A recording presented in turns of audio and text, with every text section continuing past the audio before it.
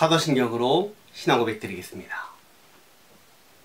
전능하사 천지를 만드신 하나님 아버지를 내가 믿사오며 그 외아들 우리 주 예수 그리스도를 믿사오니 이는 성령으로 잉태하사 동정녀 마리아에게 나시고 본디오 빌라도에게 고난을 받으사 십자가에 못 박혀 죽으시고 장사한 지 사흘 만에 죽은 자 가운데서 다시 살아나시며 하늘에 오르사 전능하신 하나님 우편에 앉아 계시다가 저리로서 산자와 죽은 자를 심판하러 오시리라. 성령을 믿사오며 거룩한 공회와 성도가 서로 교통하는 것과 죄를 사하여 주시는 것과 몸이 다시 사는 것과 영원히 사는 것을 믿사옵나이다. 아멘. 찬송가 420장입니다.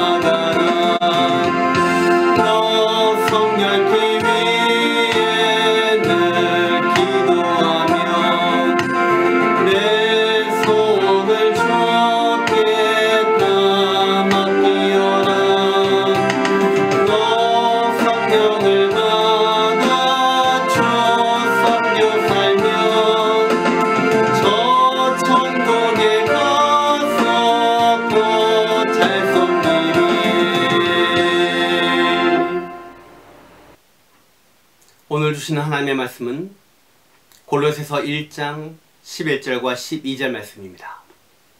제가 봉독해 올리겠습니다. 그의 영광의 힘을 따라 모든 능력으로 능하게 하시며 기쁨으로 모든 견딤과 오래 참음에 이르게 하시고 우리로 하여금 빛 가운데서 성도의 기업의 부분을 얻기에 합당하게 하신 아버지께 감사하게 하시기를 원하노라. 아멘. 할렐루야.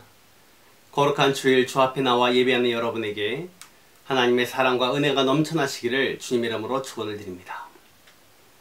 우리는 골로새서를 통해 이 땅을 살아가는 성도들이 알아야 할 것과 행해야 될 것에 대해서 생각해 보고 있습니다.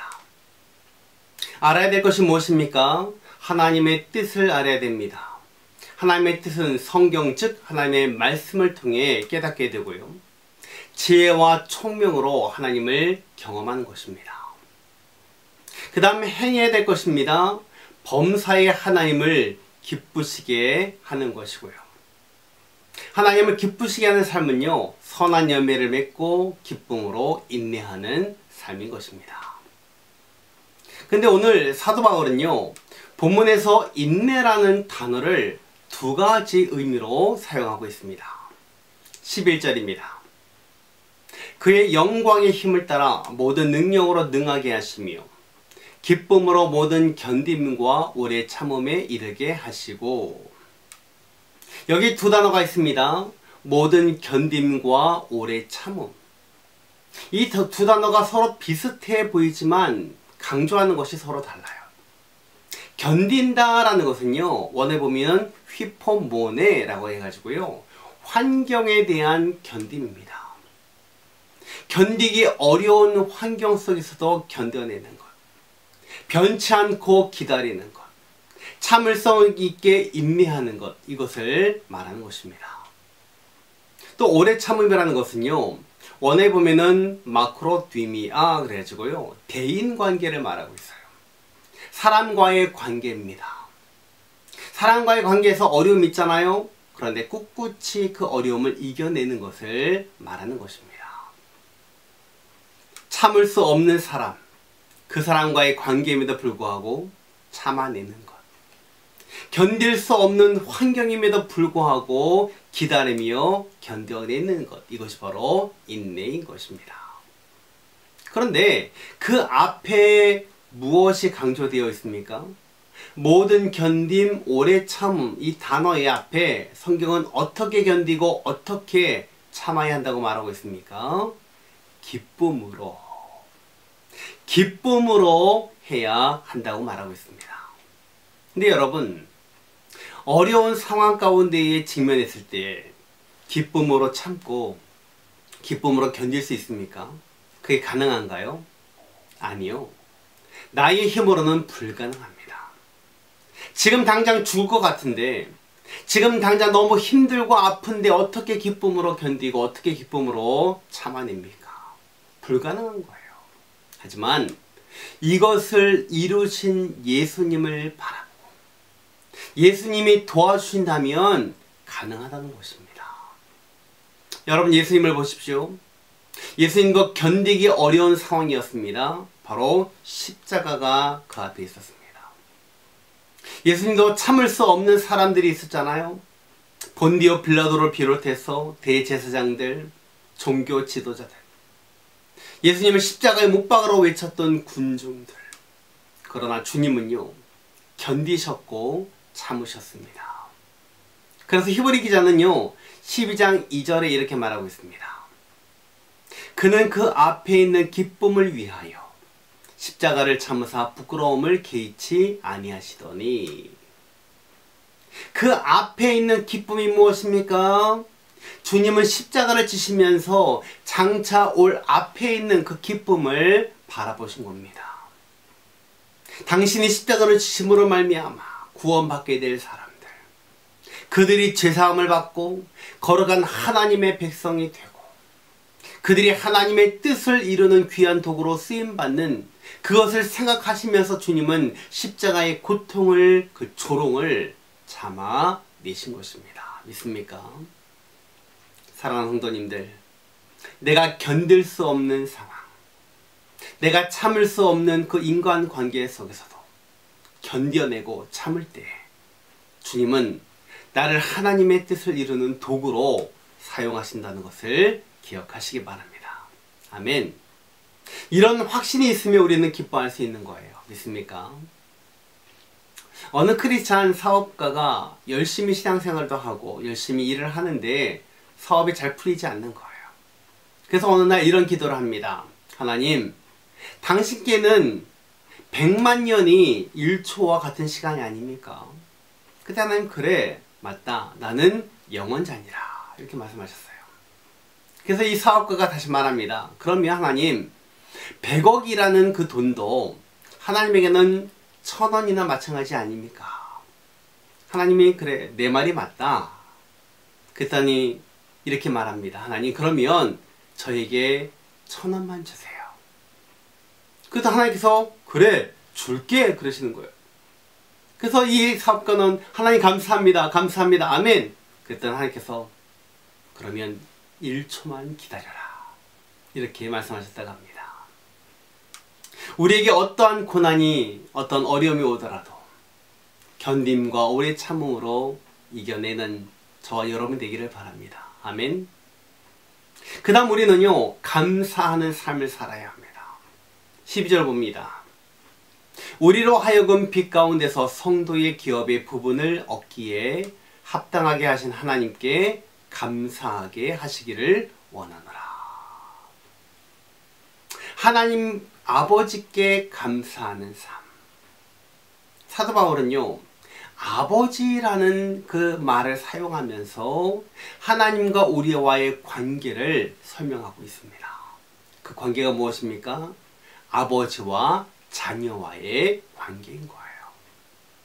여러분, 우리는 그럴 자격이 없는 죄인이잖아요. 우리는 죄인인데 하나님께서 친히 우리의 아버지가 되어주신 거예요.